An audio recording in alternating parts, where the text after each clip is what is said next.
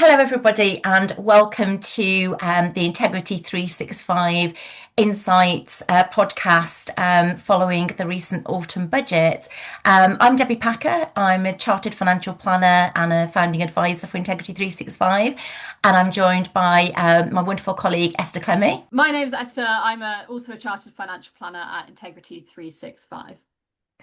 Thank you so much for joining us today. And yes, what a week it's been. So last Wednesday, we heard from our Chancellor Rachel Reeves, and she made her budget announcement. And I must be honest, me and Esther were talking beforehand, and just commenting on the lack of material that we have to cover for this podcast. I think we were all expecting quite a lot of outputs, and whether it's good news or bad news, I think that there's certainly only a few points that we've got to really go through. But the points we have got to go through, hopefully you will find interesting, and we'll try and bring them to life and share how these could impact on a number of you as we go through them. So I think the main emphasis on the budget that was announced last week was really about raising revenues over coming years.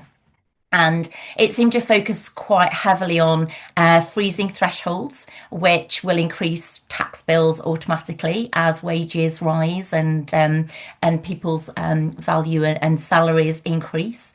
There's also new taxes on wealth and assets, including high value properties and investment income. There's a restriction on generous reliefs such as salary sacrifice or salary exchange. And there was reform of gambling taxes, Motability rules, and energy bill levies. What have you found, Esther? Have you had many questions or many queries coming in post-budget? Yeah, I think we all expected this to be a massive budget, massive impact. The media had hyped it up to be something perhaps that it never turned out to be, and whose fault that is can be up for debate. But certainly over the past few weeks, I think there's been a lot of uncertainty, a lot of speculation, and quite a lot of what they call flying the kite from the government, which is sort of testing policy ideas out in the media space. So because of that, I would actually say that from a financial planner perspective, we had a lot of queries coming up to the budget. There was a lot of uncertainty and confusion around the speculation. Certainly a lot of phone calls around pension tax-free cash, for example. There's a lot of concern around that. And I would say that my phone's actually got quieter since the budget, Debbie. I don't know about yourself, but there's been less queries, which is probably not the way we expected it to go. Probably the main query I've had so far from a couple of clients in the last few days has been around the changes to cash ISA allowances and whether that would impact their existing cash holdings, of which the answer is no. But that's really been my main one. How about yourself? Yeah, I think you're absolutely right. I think on the lead up to the budget, I was getting a lot of queries about tax-free cash, allowances, what changes were going to be implemented. And I think the biggest changes in the pension space were actually the ones that were announced last October in the 2024 budget, which we still haven't seen the effects of yet, because that was the one that introduced pension funds into the inheritance tax calculations. But of course, that doesn't come in until April 2027. So I think we'll cover that a little bit later, because there are a few points I'd quite like to raise on there. I think the main one of the big impacts, which perhaps has gone under the radar a little bit, has been the freezing of the thresholds.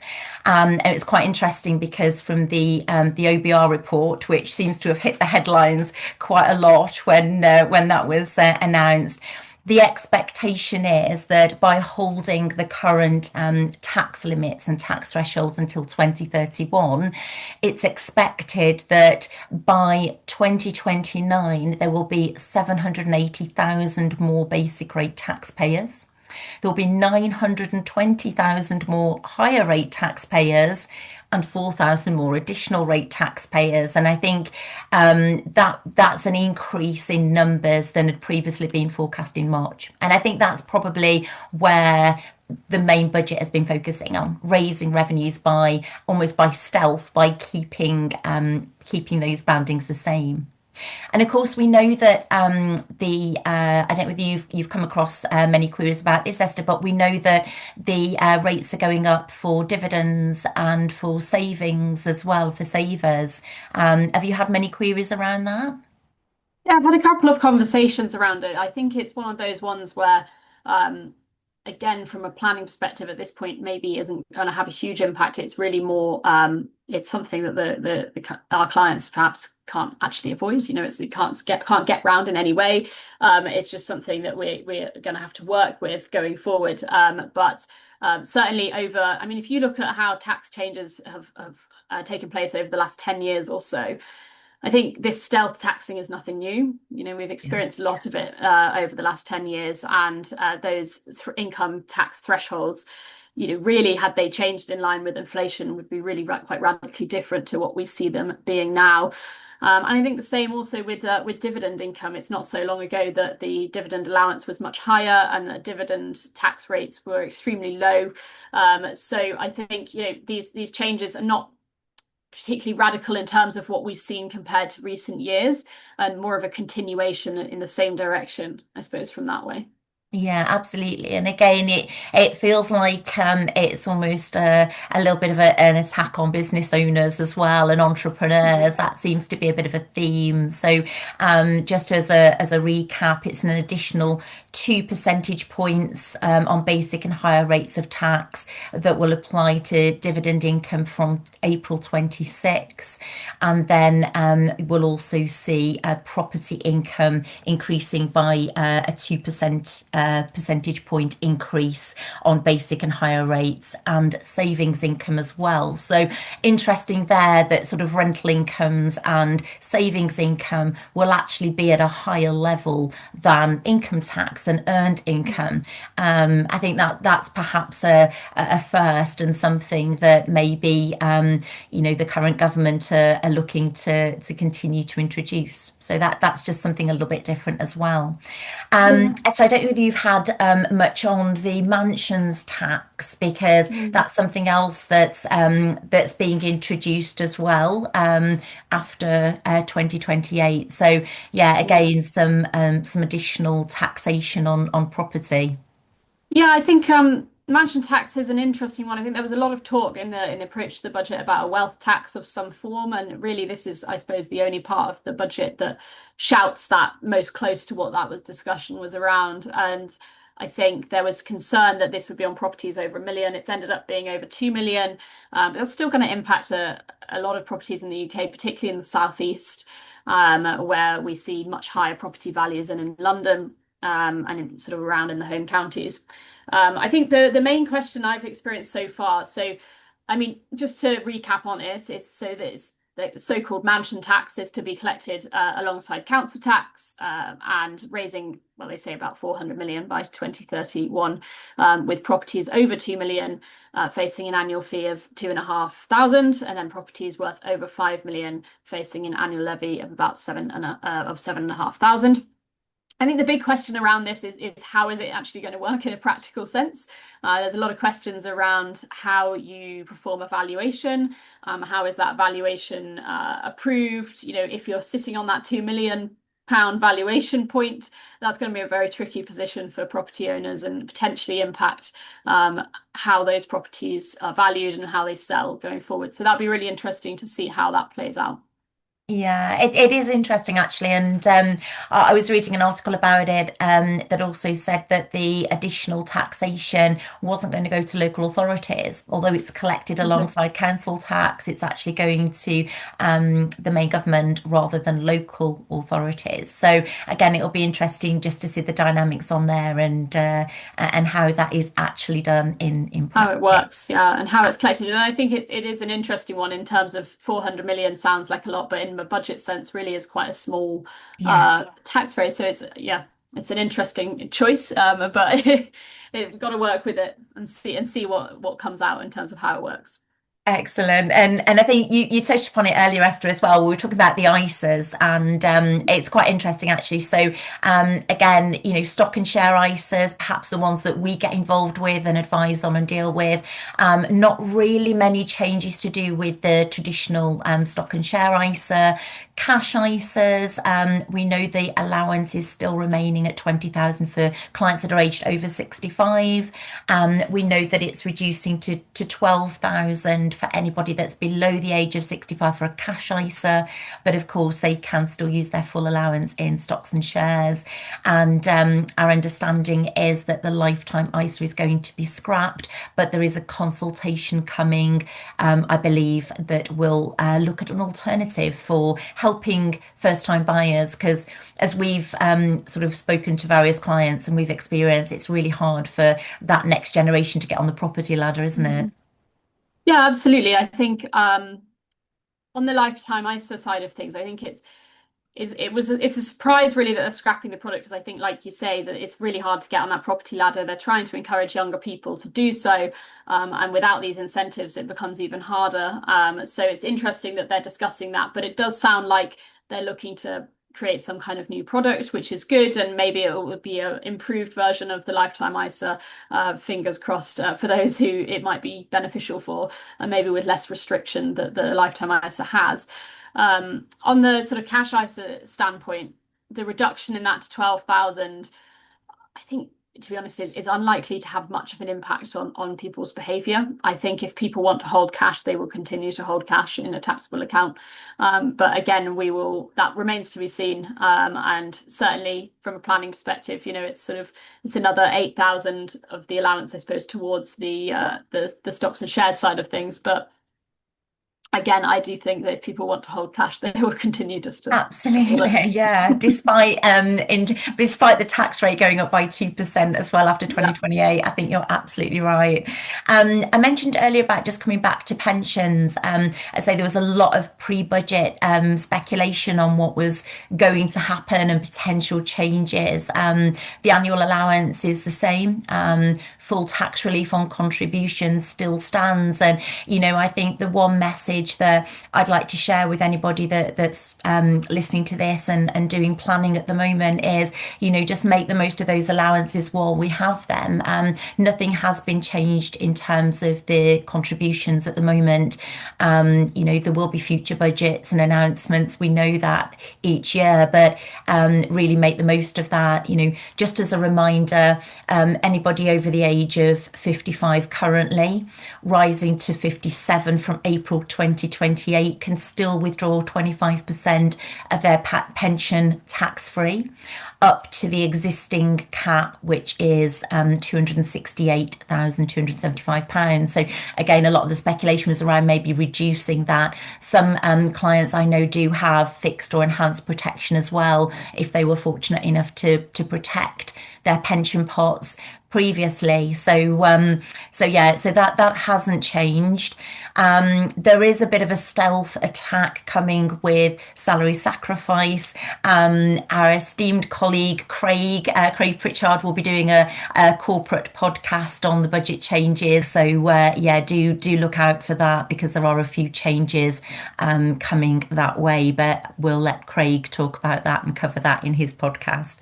Esther, what about the electric vehicles and fuel duty? Because there were a few announcements on that, weren't there, that may impact a few of our clients.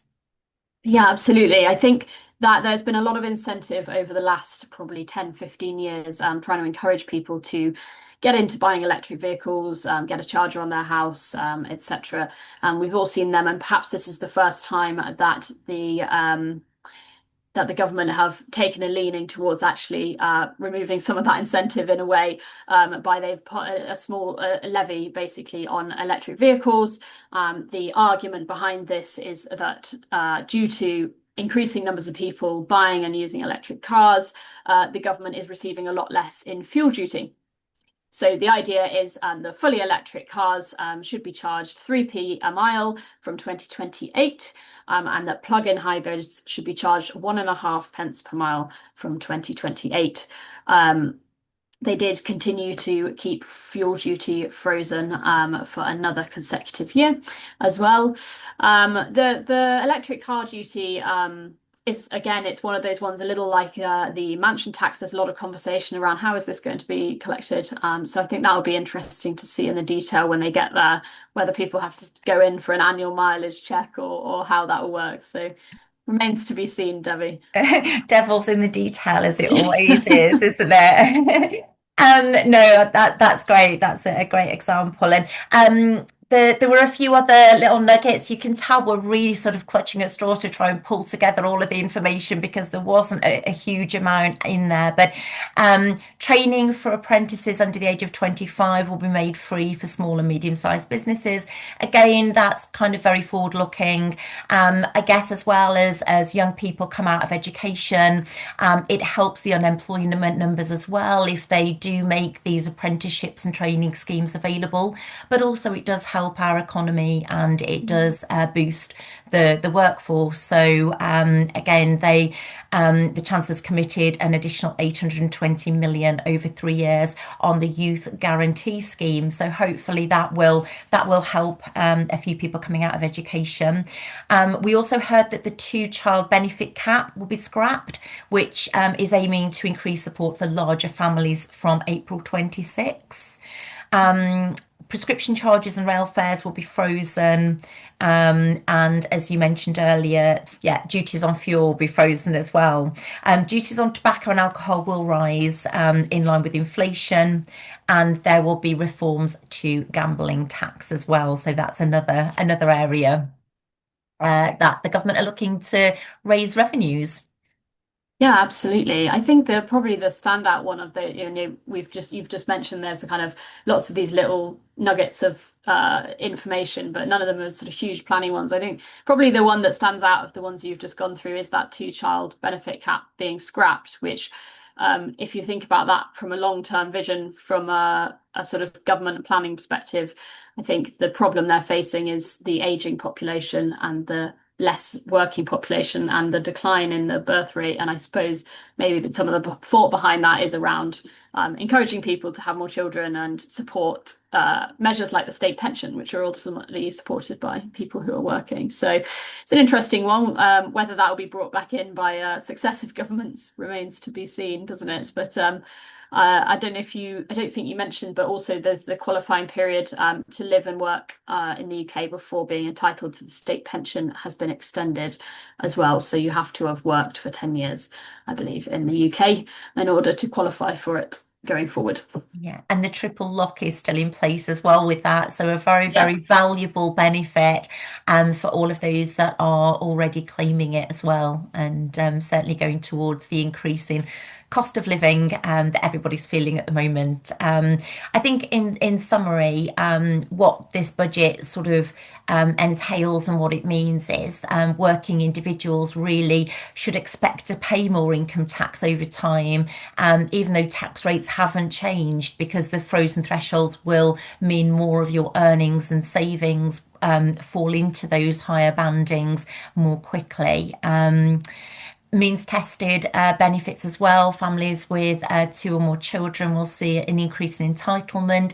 Again, I guess that will, it may help, it may hamper, it just depends, because obviously there is that point where, if people are receiving benefits and they are substantial benefits, where is that drive and motivation to go to work? So again, it will be interesting to see how that plays out. Electric vehicle owners, running costs will increase slightly from 2028. We'll have to wait and see whether that has an impact on electric car sales. I think people that have made that transition and are very happy with their electric vehicles, I don't think that's a deal breaker, but maybe people that haven't quite made that change or that transition yet, that may put them off. But yeah, that's something else that's in the mix. Investors, I think to investors that aren't that have investments and holdings outside of the tax-wrapped pensions and ISAs. There will be greater taxation on dividends, on savings income, and if you do have rental properties, again, I think the poor landlords out there, I think that's just another stick to beat them with, really. I think that taxation increase on rental income as well is particularly tough. High value property owners, there are the new surcharges coming in from 2028, depending on the property values. But again, I think the preempting of that in the budget prior to last Wednesday, I think where it's landed, it's perhaps a little bit lower than people were perhaps initially anticipating. So hopefully that's not too onerous. Yeah. Yeah, I think that's a good summary, Debbie. Thank you. I think there's as always, there's lots of detail behind everything that we've sort of spoken about, and there's areas that we haven't touched on, I suppose, in more detail, such as the changes to income tax relief on venture capital investment as the government tries to push people, I think, more towards enterprise investment schemes. Yeah. So, there's lots of detail to come out. And as ever, we kind of have to wait for that with all of the questions that we have as the consultations happen behind the scenes. But I think you're right. I think the impact of this will be felt much more gradually over the long term rather than a sort of immediate. I think possibly the public were expecting lots of big, immediate, massive tax changes, huge impact, pension pots, etc. But it doesn't seem to be that. Some of the changes, we're looking as late as 2029, which is election year. So whether they will even come into play is going to be up for debate, and whether the election is in May 2029 or before that, will determine that as well. So I think, yes, there's some change, but I don't think there's any sort of immediate calls to action, really, is it? It's just continuing to take advantage of allowances that are already there whilst they remain. Absolutely. And I think clients should take a lot of reassurance from that, and also absolutely make the most of all of those planning opportunities that haven't changed. As we spoke about earlier, I mean, we will continue to review everything, and as information unfolds and as future finance bills become clear, we'll obviously keep all clients updated. If anybody that's listening has any specific queries or questions relating to the budget or any form of financial planning, then I just urge anybody just to contact your advisor, and obviously we'll do all we can to help and keep people updated. In the meantime, you can download our full PDF summary guide, which is available on our website, and we also have a number of other financial insight podcasts which cover a whole array of topics and subjects. Yeah. But no, from me, Debbie, and I just want to say a big thank you, Esther, for coming on the call as well today and trying to unpick some of those points that were covered in the budget. Yeah, absolutely. Yeah, I think as you say, lots of resources on our website and on our sort of Spotify and YouTube as well. So do go and check them out if you're interested. But if you've got any questions, get in touch with myself or Debbie or any of the other fabulous advisors which are listed on our website. Thanks, Esther. Thanks, Debbie. Bye bye.